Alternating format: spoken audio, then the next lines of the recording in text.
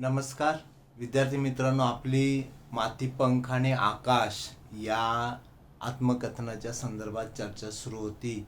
ज्ञानेश्वर मुळे आपलं जे जीवनानुभव आहेत ते इथे प्रांजळपणे मांडताना दिसतात.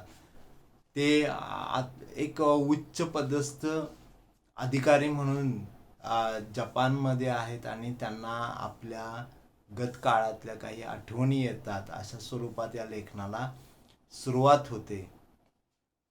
आणि मग पहिली आठवण येते ती कोल्हापूरमधली, कोल्हापूरचा रंकाळा, त्या रंकाळ्यावरचं टॉवर, त्याचबरोबर बाजूला असलेलं शाहू महाराजांचं पॅलेस आणि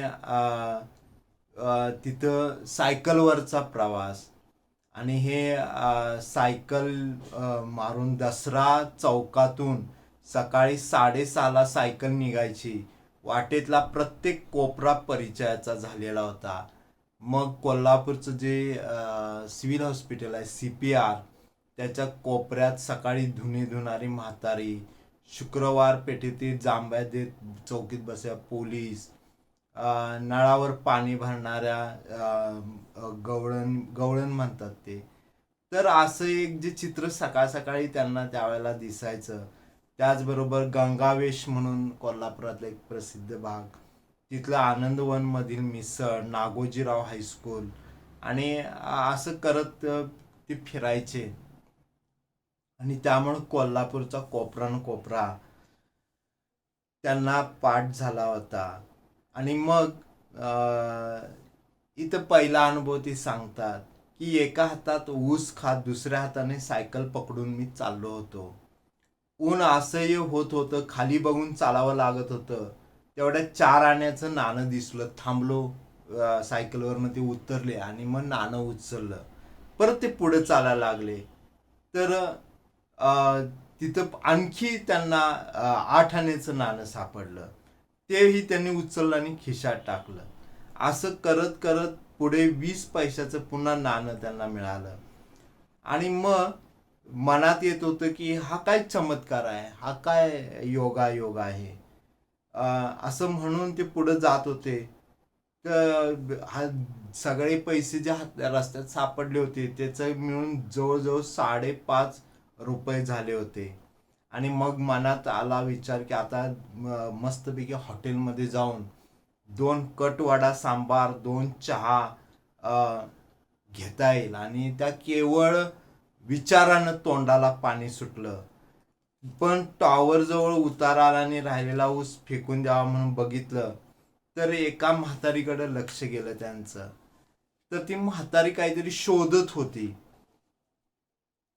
आणि ते बघून म्हातारी काहीतरी शोधत असावी.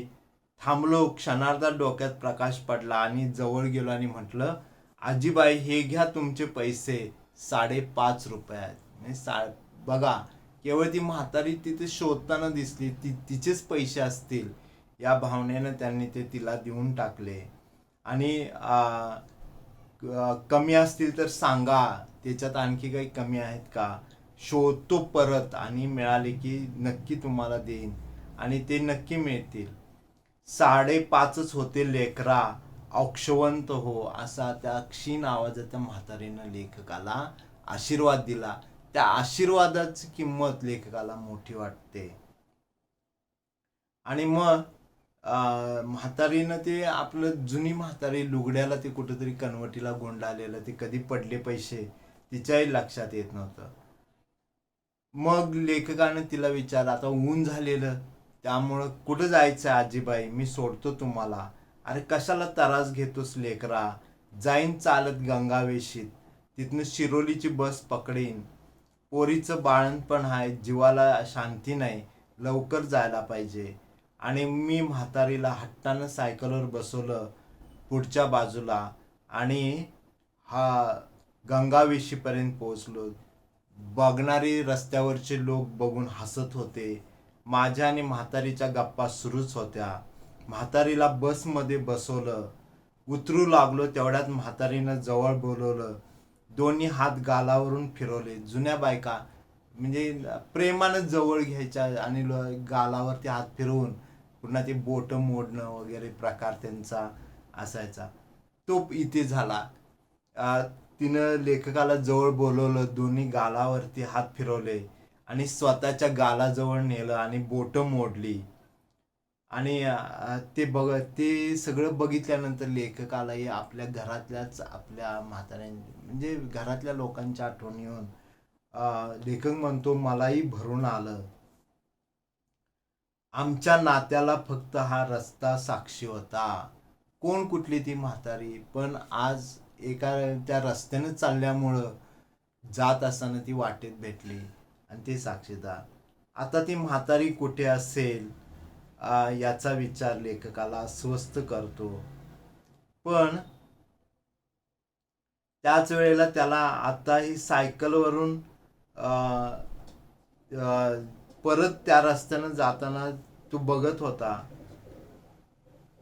त्या आठवणी येत होत्या. पायात सदा सर आत्ताचं जे बदललेलं त्याचं रूप आहे, त्यामध्ये तो विचार करतो की मीही बदललो नाही का एवढ्या वर्षात. पायात सदा सर्व काळ बूट, अधूनमधून पांढऱ्या केसांचं दर्शन, 2-2 वर्षात गावाचं दर्शन नाही, 2 पोरांचा बाप, जगभर भटकणं. कोण करता बदल, स्वतः आपण का नियती का निसर्ग? मनाविरुद्ध किती आणि मनासारखं किती? सगळे प्रश्नचिन्ह आहेत. जीवनाच्या एका टप्प्यावरती आपण मागं वळून ज्यावेळेला बघतो, सिंहावलोकन करतो, त्यावेळेला हे प्रश्न प्रत्येकाच्या समोर येणार आहे, प्रत्येकाला पडणार आहे. प्रत्येक जण विचार करतो की हे बदल कुठले आहेत, नियतीचा आहे, निसर्गाचा आहे, मनाविरुद्ध आपण किती जगतोय का मनासारखं किती. आणि ह्याच्यात एक गोष्ट लेखक सांगून जातो की आपण कोण आहोत. आपण अधिकारी, कायम सुटाबुटात राहणारे. 2 मुलं आहेत त्यांना, दोन मुलं आहेत, तर त्या एक मुलगा एक मुलगी आहे. त्यांची आता एक मुलगी आहे ती सुद्धा वडिलांच्या पावलावर पाऊल ठेवून या स्पर्धा परीक्षेतनं लोकसेवा आयोगाची परीक्षा पास होऊन उच्च अधिकारी बनलेले. तर हे सुद्धा महत्वाचं आहे. अलीकडच्या भेटीत रंकाळ्याला एकदा तरी पूर्ण प्रदक्षिणा घालायची असा निश्चय करूनही वेळेअभावी जमत नाही. जे एक धावपळ सुरू झाली, एक निवांत काळ. मी तुम्हाला गेल्या वर्षीच म्हटलं होतं की कॉलेजची 3 वर्ष म्हणजे एक आपल्या आयुष्यातला तसा निवांत काळ असतो. अनेक गोष्टीविषयीचं, भविष्याविषयीचं आपल्याला चिंतन करता येतं, मनन करता येतं आणि त्यासाठी तयारी करायचा हा कालखंड असतो. तर लेखकांचा तो कालखंड गेला. पण आता या शिक्षणाच्या प्रक्रियेतून बाहेर पडल्यावरती तो देशाच्या सेवेत उतरला आणि त्यामुळं मग जी धावपळ आहे, त्या धावपळीतनं मनात पूर्वी जे अनुभवलेले क्षण होते, ते अनुभवलेले क्षण भोगण्याची इच्छा असते, पण त्याला मुरड घालावी लागते. त्या इच्छा पूर्ण करून घेता येत नाही. लेखकही तेच म्हणतो, कधी टोक्यो तर कधी दिल्लीत असा मी जगभर भटकत असतो. आणि मग हे सगळं असह्य होतं.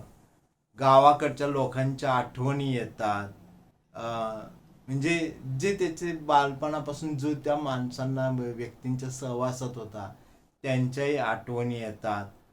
पार्टाचा सुभाष कितीदा भेटला होता मला, केवढी उमेद, केवढा उत्साह. तो वाया जाताना पाहून मनाला त्रास होतो. असा येता की गरिबी असा प्रश्न पडतो. अण्णा मखदूम, अण्णाप्पा 2दा दिल्लीला आला. साहेबांना मागच्या भेटीत त्यांच्याविषयी सांगितलं. त्यांच्याकडून अलीकडं काही पत्र नाही. त्याला नोकरी मिळाली असेल का? म्हणजे जे लेखकाचे सवंगडी होते बालपणा, पहिलीच्या वर्गापासून असलेली मित्र, ते मागेच राहिले. आणि लेखक आता मोठा झालाय, तर आपण आपल्या मित्रांसाठी काय करू शकतो का, हाही विचार. आपले मित्र कोणत्या परिस्थितीत आहेत, त्या आठवणीने सुद्धा अस्वस्थ होतो. आणि मग आता हा मोठा झाल्यामुळं काय होतं की प्रत्येक जण काहीतरी छोटी मोठी नोकरी मिळायसाठी प्रयत्न करतो आणि मग त्यासाठी तू आता मोठा अधिकारी आहे तर तुझं शिफारस तुझी उपयोगाची पडते म्हणून लेखकाला म्हणजे लेखकाकडे येतात आणि शिफारस पत्र दे म्हणतात आणि आमचं काहीतरी काम कर यासाठी गळ घालतात. हे स्वाभाविकच आहे. लेखक म्हणतो मला शिफारशी द्यायला आवडत नाही, शिफारशींच्या पूर्ण विरुद्ध आहे, तरी सुद्धा मी मनाविरुद्ध शिफारसी देत राहतो. का तर एका आपल्या शिफारसीमुळे जर त्या आपल्या मित्राचं आपल्या जवळच्या माणसाचं जर कल्याण होत असेल तर त्यासाठी ही एक छोटीशी धडपड लेखक करतो. पण इथे एक गोष्ट आहे, आत्ता ही सगळी माणसं लेखक मोठा अधिकारी झाला म्हणून त्याच्याकडे जातात, पण लेखक इथे एक वेगळं मत मांडतो आणि ते आपल्या दृष्टीनं महत्वाचं आहे. आपली एक सगळी काय झाले या प्रशासकीय व्यवस्थेबद्दल काही पूर्वग्रह दूषितपणा लोकांच्या मध्ये नेवा की वशिला लागतो, शिफारस लागते, त्याशिवाय कामच होत नाही, असं जे आहे त्याला पूर्ण फाटा देणारं आणि आपण आपल्या स्वतःच्या बळावरती कसं एखादं पद हस्तगत तीही उदाहरणं आहेत, हे लक्षात घ्या. हे आपण विसरून चालणार नाही. तर लेखक इथं म्हणतो मला कुणाची शिफारस होते, हा पहिला प्रश्न. मला कुणाची शिफारस होती? विद्यानिकेतन मध्ये गेलो तेव्हा, शंकर सेठ शिष्यवृत्ती मिळवली तेव्हा, डेप्युटी कलेक्टरच्या परीक्षेत पहिला आलो तेव्हा कुणाची शिफारस होती? हे सगळं मी माझ्या गुणवत्तेवरती, म्हणजे मी कष्ट केला, अभ्यास केला, गुणवत्ता प्राप्त केली आणि त्यातनं हे मिळत गेलं. तिथे कुठल्याही शिफारशीची गरज भासली नाही. IFS म्हणजे इंडियन फॉरेन सर्व्हिसेस होऊन जपानला पोस्टिंग झालं तेव्हा कुणाची शिफारस होती? बहुतेक सगळे रस्ते नवीन होते, पुढे जाणाऱ्यालाही माहीत नसणाऱ्या रस्त्यांना सामोरं जावं लागतं, पण हे कुणाला सांगावं? ज्याला पुढं वाटचाल करायची आहे, पुढं जायचं आहे, आपलं ध्येय जे ठरवलंय तिथपर्यंत पोहोचायचं आहे, तो रस्ता प्रत्येकाला माहीत असतो का? अजिबात नाही मित्रांनो. तो रस्ता माहीत नसतो, सगळ्यांना तो नवा असतो. म्हणून लेखक म्हणतो पुढे जाणाऱ्याला माहीत नसणाऱ्या रस्त्यांनाच सामोरं जावं लागतं. पण हे कोणाला सांगावं? हे जे आपल्या मनात पूर्वग्रह दूषितपणा आहे तो बाजूला ठेवा, स्वतःचा आत्मविश्वास वाढवा आणि हे आपलं काम होणार आहे, त्याला कोणाच्या शिफारशीची गरज नाही, हेही मनात आपण म्हणजे ठेवलं पाहिजे. गरज नाही, आपलं नाणं खणखणीत असेल तर ते वाजणारच, हे लक्षात घ्या. तर यानंतर लेखक टोकियो मधले अनुभव सांगतो. टोकियो मधले जे तिथं तो आता साहेब बनून गेलाय, लेखक इथं आता साहेब आहेत आणि त्यामुळं मग जे एक बडदास्त आहे तीही तिथं होताना दिसते. पण त्यातनं आता इथे लक्षात घ्या की लेखक आता जपानमध्ये गेलाय, तर ज्या देशात आपण गेलोय तर त्या देशाबद्दलही जाणून घ्यायची जिज्ञासा आहे. जपानबद्दल ते आपल्याला इथं सांगतात आणि न कळत आपल्या समोर जपानचं चित्र उभं राहतं. लेखक लिहितो की जपानमध्ये अजूनही खूप वनसंपदा आढळते. जवळजवळ 65% जमीन झाडाझुडपांनी व्यापले, पण ही वनसंपदा नैसर्गिक नाही, ती मानव निर्मित आहे. खूप डोंगराळ आणि सहजासहजी न पोचता येणाऱ्या भागामध्ये वनराई सोडली तर बाकी सगळी जंगल ही माणसानं स्वतः निर्माण केली आहेत. आणि आपल्याकडं आज जंगल तोड व्हायला लागले, वृक्ष तोड व्हायला लागले, लोकांना झाडांचं महत्त्व कळेना. पण जपानचे आपल्याला इतिहास माहिती आहे की दुसऱ्या महायुद्धाच्या काळात जपानवरती अणुबॉम्ब हल्ला झाला आणि त्यामुळे जपान म्हणजे बेचिराग झाला. त्यातनं तो उभा राहिलेला आहे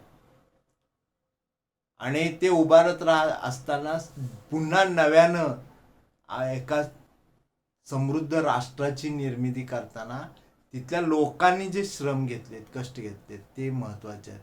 मानव निर्मित हे महत्वाचं आहे. माणसानं तिथं पुन्हा म्हणजे त्या जपानी माणसांचं जे कर्तृत्व आहे ते महत्वाचं. तर अशा ज्या गोष्टी आहेत त्या येतात. त्याचबरोबर मग आता जपानी भाषा, त्या भाषेचाही प्रश्न येतो. तर लेखक तेही आपल्याला काही गोष्टी सांगतो की जपानमध्ये जर आपल्याला कोणाशी माफी मागायची असेल तर काय म्हणतात, वाकारी मासेन सुबी मासेन, म्हणजे माफ करा माहीत नाही असं उत्तर दिलं जातं. तर तिथे त्यांना एक अनुभव आला की पहिल्यांदाच ते गेले होते, गोंधळून गेले होते आणि त्यांनी सरळ गाठलं ते पोलीस स्टेशन आणि मग तिथे गेल्यावर आपली हकीकत सांगितली, कारण पहिल्यांदा ते जपानमध्ये गेले आणि रस्ता चुकले होते आणि म्हणून मग आपल्याला मग त्या पोलीस स्टेशनमधल्या अधिकाऱ्यांनी त्यांना त्यांच्या निवासस्थानापर्यंत सोडलं. तो अनुभव ते सांगतात आणि मग पोलीस संरक्षणात घरी पोहोचण्याचा पहिला मान मिळाला. म्हणजे पहिल्यांदाच ते जपानमध्ये गेले, रस्ता चुकले, पोलीस स्टेशन गाठलं, पण पोलिसांच्या साक्षीनं म्हणा किंवा संरक्षणात त्यांना घरी पोहोचण्याचा मान मिळाला. आता जपान आणि मग ते जपानमधल्या गल्ल्या ते बघताना, रस्ते बघताना त्यांना कोल्हापूरची पण आठवण येते. कोल्हापुरातली वांगी बोट, भेंडी गल्ली, गंजीमाळ, तटापटाकडील तालमी वगैरेंची तपशीलवार माहिती आठवते. म्हणजे प्रत्येक शहराचं एक जे चित्र असतं ते एक त्यांना ते तुलना करायला लागतात की कोल्हापूर कसं होतं आणि जपान कसं आहे. त्यात जपानी माणूसही आपल्याला अधूनमधून डोकावतो. जपानच्याही आठवणी येतात. टोक्योत सुमिदा नदी आहे. सुमिदा नदीच्या काठावर एक गाव आहे, हे टोकियो शहर आहे. त्या नदीवर जाताना त्यांना जरा रंकाळ्याची आठवण आलेली आपल्याला दिसते. आणि मग या सगळ्या आठवणींच्या जाळात त्यांना मग रंकाळा, तिथला शांत परिसर, तिथे तो पॅलेस, जुना राजवाडा जो आहे रंकाळ्याच्या कडेला, तो ते आठवत असतं. पण त्याचबरोबर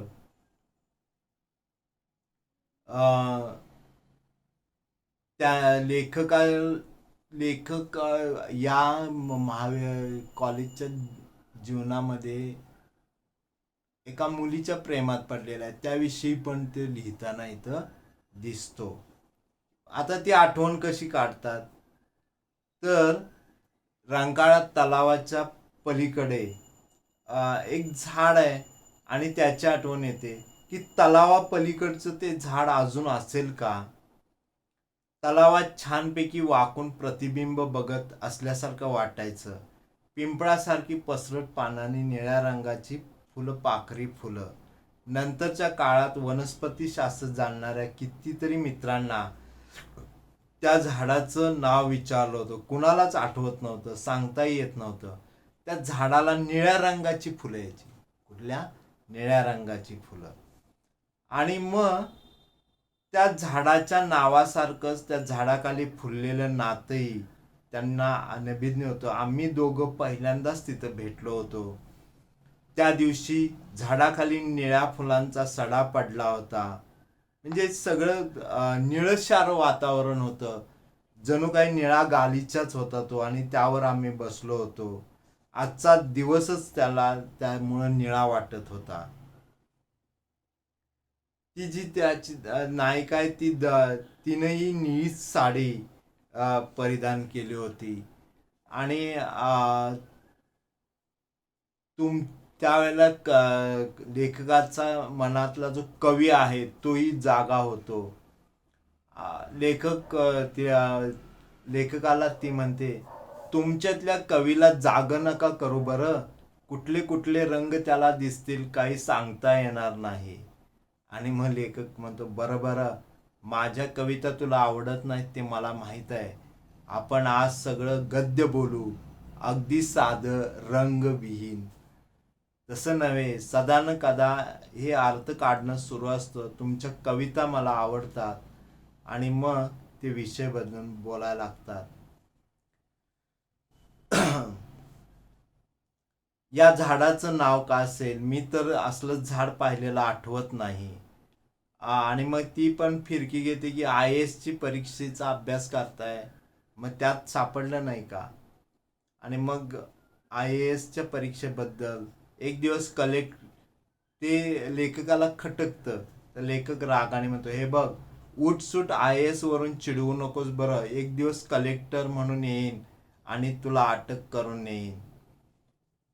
तर ही जी मुलगी आहे ते सगळं वातावरण, त्यावरून लेखक तिचं नाव, या झाडाचं नाव आजपासून निलांबरी राहील.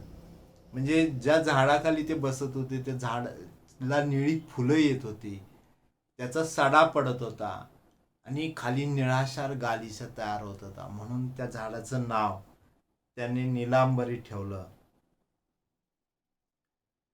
आणि मग ती म्हणते, माझंही नाव, मी पण मग निलांबरी, कारण मी पण निळी साडी नेसले व पुन्हा आकाशही वरती निळं आहे. असं एक निळं शार वातावरण तिथे येते. मग लेखक म्हणतो, मी फक्त कविता करतो, तू कविता बोलतेस, तू कविता आहे, साक्षात कविता. आणि असं त्यांचं ते जे प्रेम प्रकरण आहे ते चाललेलं असतं. पण ह्याची कुणकुण बाहेर लागते, कॉलेजमध्ये कळतं. आणि ह्या ज्या भेटी व्हायच्या त्या कॉलेजच्या बाहेर, पण कॉलेजमध्ये सगळं कळायला लागतं. आणि मग एक दिवस प्राचार्यांनी त्यांना बोलावलं आणि प्राचार्यांच्या केबिनमध्ये लेखक गेला. ए बॉयस, अभ्यास कसा चाललाय? महत्त्वाचं वर्ष आहे, कॉलेजच्या दृष्टीने आणि तुझ्या दृष्टीने. हे मित्रांनो लक्षात घ्या, हा प्राचार्य आणि विद्यार्थी यांच्यामधला संवाद आहे. कारण काय घडलंय ते आपल्याला आता कळलेलं आहे, पण जे महत्त्वाचं आहे ते इथे आहे की कॉलेज अभ्यास हे शेवटचं वर्ष आहे आणि ते आपल्या आयुष्याच्या दृष्टीनं पण महत्त्वाचं आहे. तुझ्याविषयी मला पूर्ण खात्री आहे, पण काही प्राध्यापक काही म्हणायला लागलेत की तुझं अभ्यासाकडे लक्ष कमी आहे म्हणून.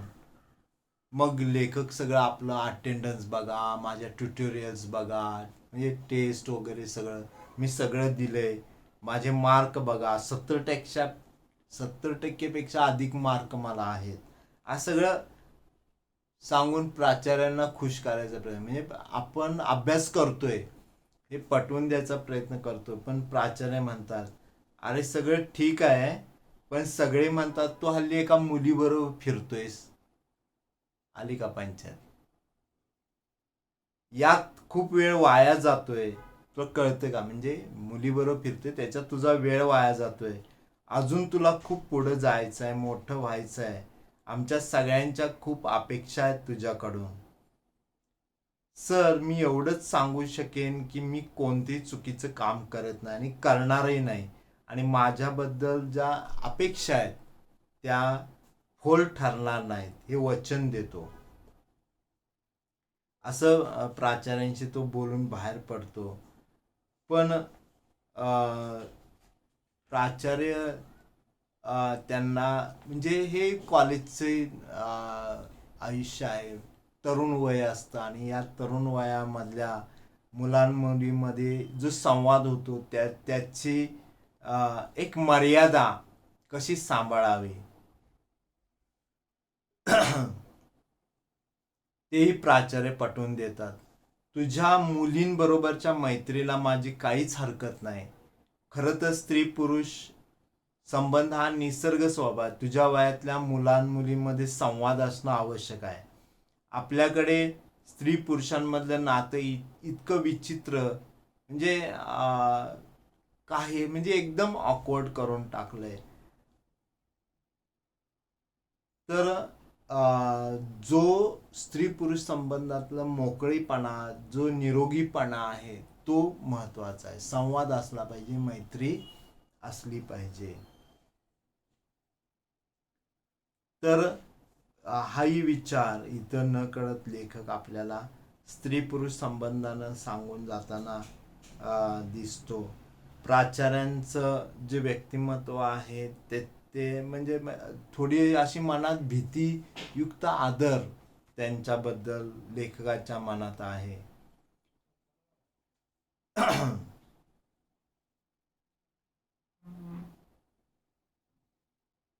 प्राचार्य त्याला म्हणतात, लोक काय म्हणतील याचा विचार करायची ही वेळ नाही. तुला स्वतःचं आयुष्य घडवायचं आहे. हे महत्वाचं आहे. म्हणजे लेखकाला जे कॉलेजमध्ये असे प्राचार्य आणि शिक्षक त्याला लाभले की ज्यांनी त्याला घडवलेलं आहे, तर त्यामध्ये हा भाग इथे महत्वाचा आहे. म्हणजे कुठेतरी आपल्याला कोणीतरी सावरणानं वेळीच असलं पाहिजे. तर तसं लेखकाला प्राचार्यांनी सावरलं. तर मित्रांनो, आपण इथे या भागामध्ये आपण थांबूया. आपली चर्चा ही अशीच चालू